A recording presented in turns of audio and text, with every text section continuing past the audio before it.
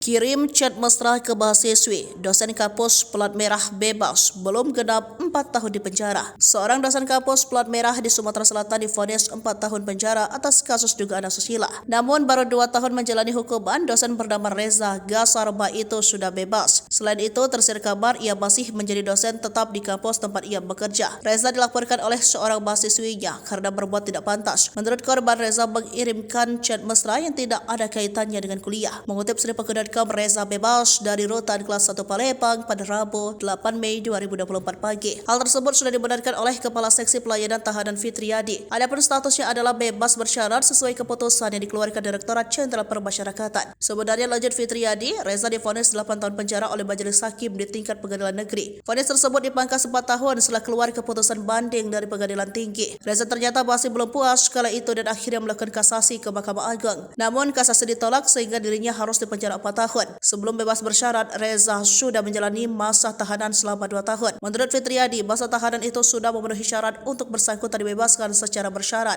Sementara itu, seorang mahasiswa tempat Reza mengajar buka fakta lain. Menurut mahasiswa berinisial RR, Reza masih berstatuskan sebagai dosen tetap.